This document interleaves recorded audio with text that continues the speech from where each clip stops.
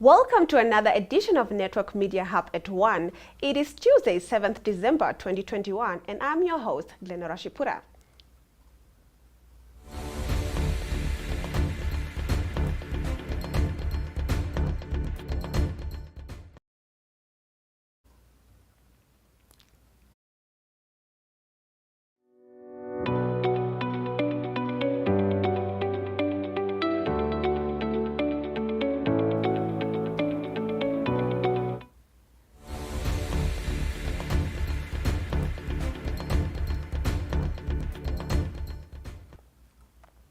In today's show, we share news from Windhoek, Tsumeb and Rundu, but let us start with some fresh news just in. The Namibia Press Agency reports that the Swapo Party's Otjozondjupa Regional Executive Committee on Monday suspended its chairperson and regional coordinator, Susan Haikopwa, indefinitely. Haikopwa stands accused of abusing her office in subordination and abusing party finances and property for her personal use. The ruling party is investigating these charges. Moving on, at the start of a rainy season that holds much promise, dams in Namibia are still much fuller than the same time in 2020. According to NamWater, all dams are on average filled to 52.1% of capacity, compared to a volume of 22.4% last year. The level of the Swapo Port Dam stands at 78.8%, while the Von Bach Dam is at 48.6% full, and the Hardap Dam at 49.8% full. Moving on, and from neighboring South Africa, following the tragic bus accident in which 4 netball players died, Netball South Africa earlier today named the victims as Nahomahaku Mufanyiswa, a coach, and players fellow Charles, Indifile Mafengu and Tabisile Masikika, all from the Eastern Cape. The team was en route to the national championship in Cape Town.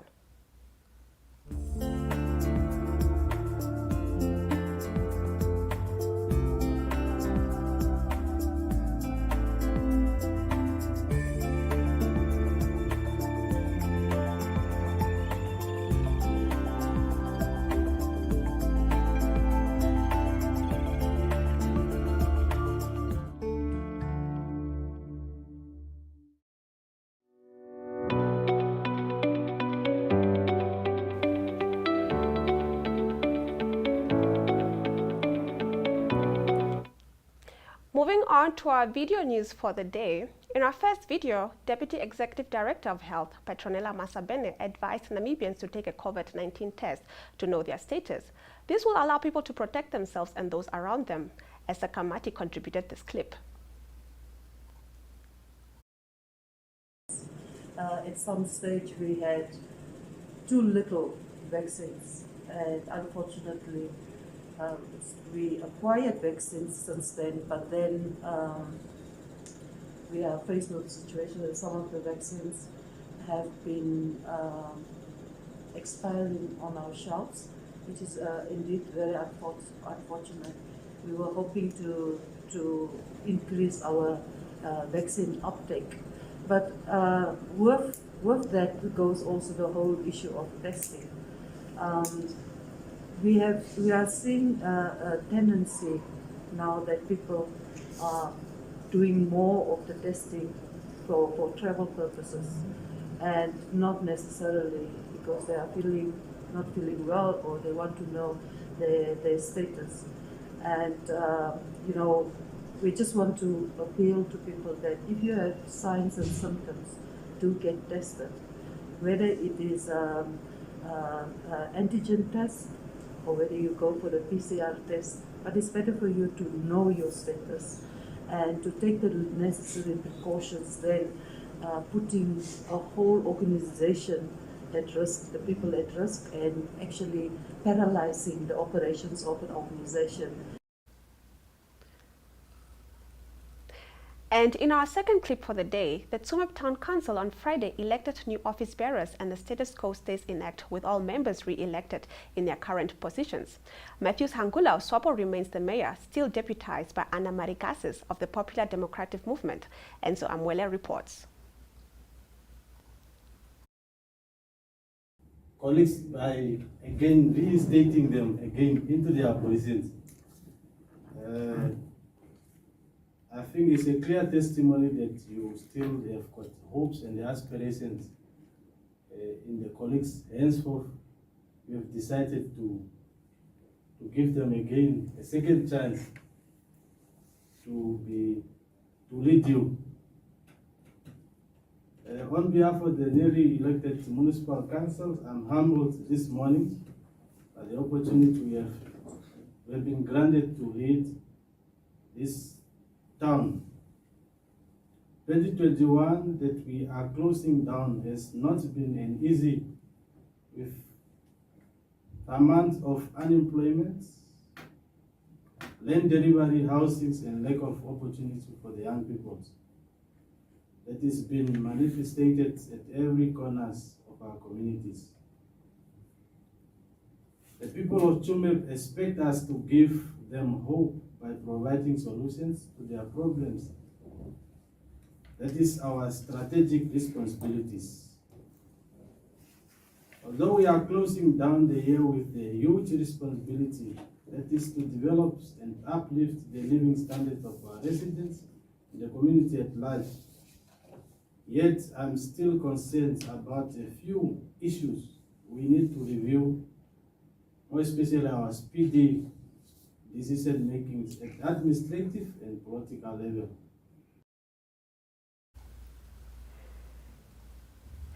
In our third video, Rundu Mayor Gabriel Kanyanga shared why the local authority failed to address challenges in the past 12 months while speaking at the election of office bearers where he was re-elected as mayor. Kenya Kambwe was there. When we came in the office without simply knowing, especially I want to pick up the one road that has been disturbing us, I want to mention it. The road of Ngondo. We came in the council while it was broken. Today we are being sworn in. This particular road is still in the same state as we found it. When we entered the office, we went in with full energy, thinking of addressing these particular challenges. Little we knew that the gentleman who happened to develop this particular road was not paid. As politicians, we did not know that. But we happened to learn that this particular gentleman who happened to repair this particular road, we happened to learn this while we are in the office. Especially during the times of months when you discover that certain period of time water were closed, we have to divert some of the funds to make sure that we have to compensate this particular person who happened to work on this particular road, and the road that was not properly done, the road that was that the town council happened to appoint this particular person because of it was not proper. And the road fund administration requested the town council to appoint this particular person. And road fund administration is supposed to be the one to do the payment of this particular person. To tell you the truth, this gentleman was not paid because he could not complete this road according to the standard of this particular tire road. Now, as a person who is coming in the office, you are learning it from the newspaper that a message of court is coming to come and grab some little equipment that we are having as a council, to go and auction it, to go sell it in order to pay this particular person. As a council, together with the team, we managed to call a very urgent council meeting to make sure that we protect the properties of the council, the little property that we are having.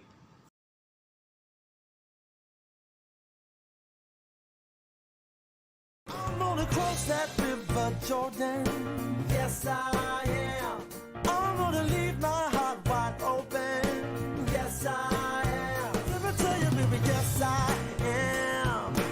Yes, I am. Oh, baby, yes, I am. Yes, I am. Yeah, baby, yes, I am. Yes, I am.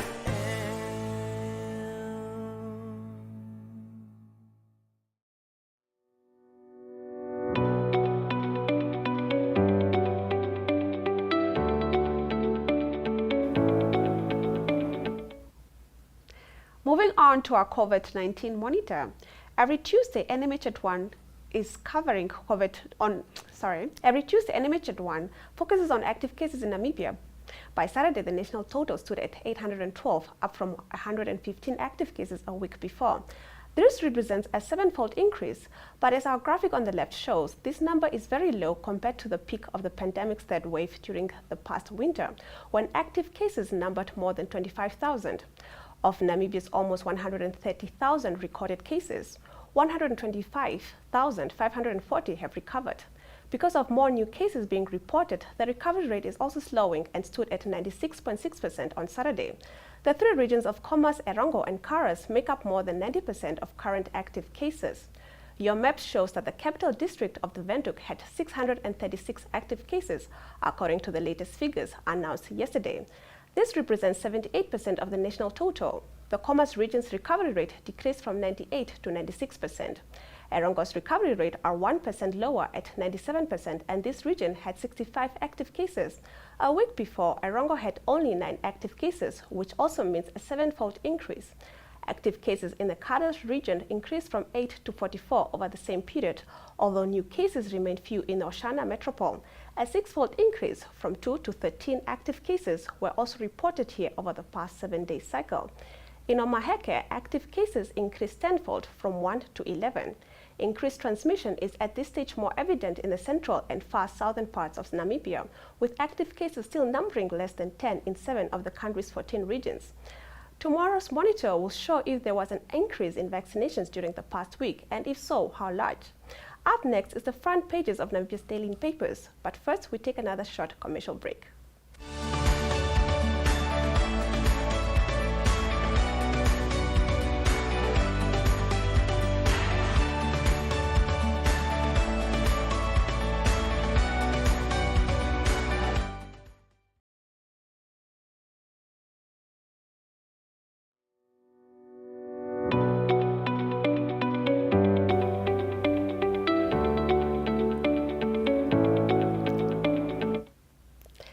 Namibia's Sun today leads its front page with the United Graduates Union of Namibia's rebuttal of President Hage Geingoob's advice last week to the youth to create jobs themselves rather than to wait on government to do so.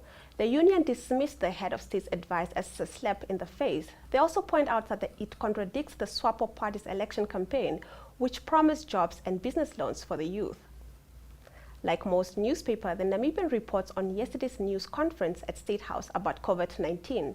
No new regulations to prevent transmissions were announced, and the President, the Minister of Health, and other members of Cabinet pleaded with people to support the drive to vaccinate 60% of the population by March next year. The Namibian's front page graphic illustrates the increase in new cases and overall active cases over the 8 days up to Saturday. Sunday's data will be announced today. New Era leads with the same story and emphasizes the possibility that the government may indeed take new measures against COVID-19 as early as next week. The state-owned daily also carries an interview with the chief executive of the Onipa Town Council, Junius Jacob, who was reinstated after being removed from his position last month. Jacob described his suspension as a humiliation he will fight to reverse. In its second lead, the Afrikaans daily Republican tells how 2,000 samples of a lily growing in the catchment area of the Nakatal Dam were removed to make sure this species was not wiped out when water filled this huge reservoir in the southern Namibia. Botanist has, however, not had any luck yet to grow flowers and seeds with these sprouts of the Gladiolus diluvialis. The name diluvialis is a reference to the flooding of the area. The lead photo in today's Allgemeine Zeitung shows the brand new camera equipment that will be used to monitor and manage driving on the B2 road for a stretch of 18 kilometers at Arandis. A lot of accidents occur on this coastal highway, and the 15 cameras installed is the first phase of a larger project to improve road safety in Namibia.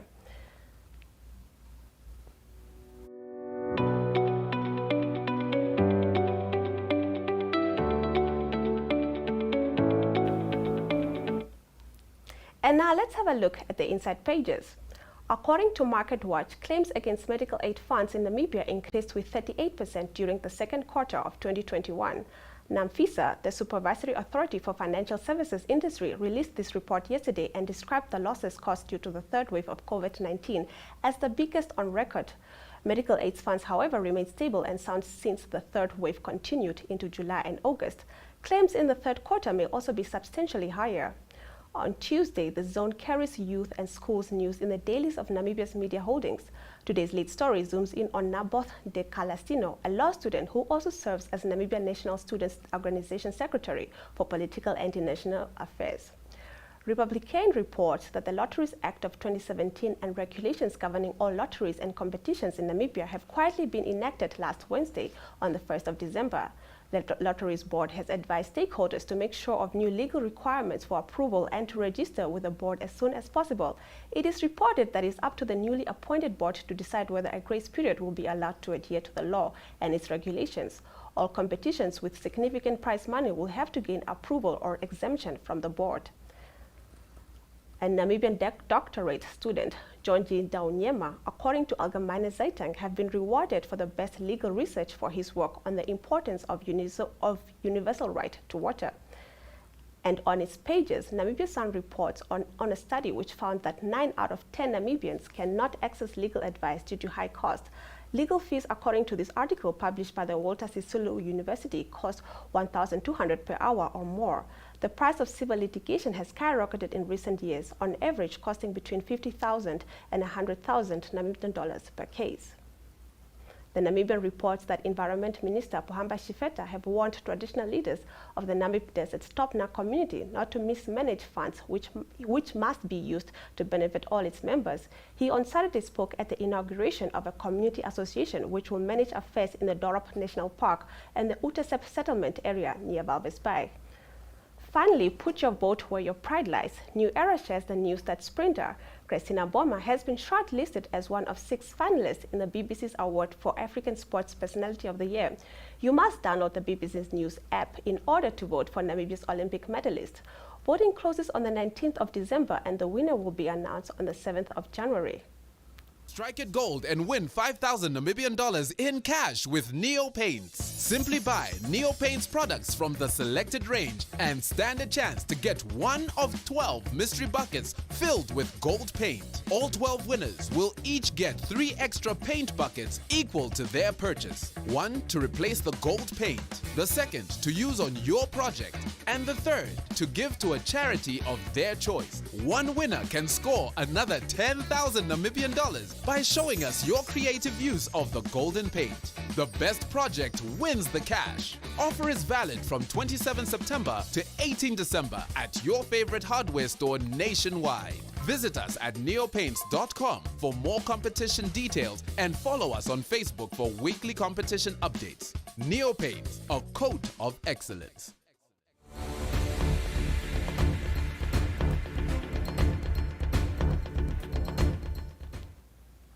And with that, we have reached the end of our show. From me, Glenn Rashipura, and the rest of the NMH at 1 team, we wish you a lovely Tuesday, and please do join us again tomorrow, same time, same place. But before that, up next, the weather.